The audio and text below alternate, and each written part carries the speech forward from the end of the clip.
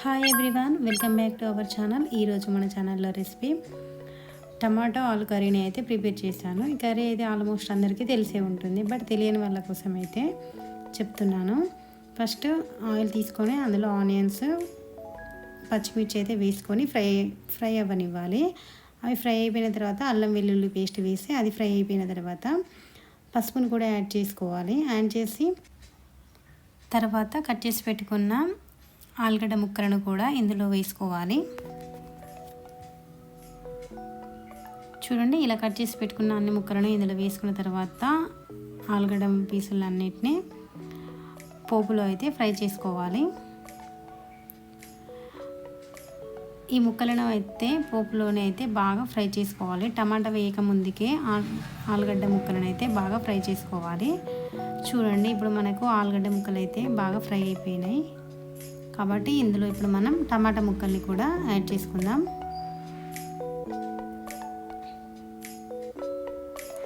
ఇలా టమాటా ముక్కలన్నీ వేసుకున్న తర్వాత మనకు రుచికి సరిపడగా సాల్ట్ కూడా వేసేసుకోవాలి.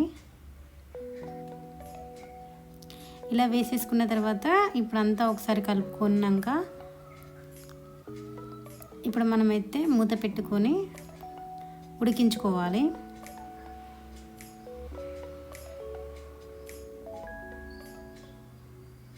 చూడండి, మనకు కర్రీ అయితే ఇప్పుడు ఉడికింది కాబట్టి ఇప్పుడు మనం కారం కూడా వేసేసుకుందాం. కారం వేసేసుకున్న తర్వాత అంతా ఒకసారి అయితే కలిపేసుకుందాం.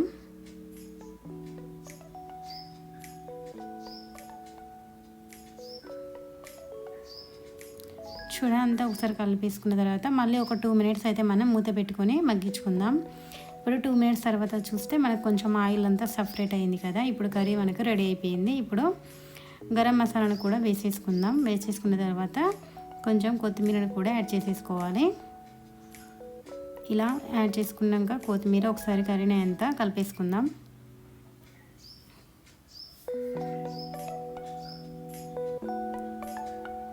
చూడండి, కర్రీ అయితే మనకు ఇప్పుడు రెడీ అయిపోయింది.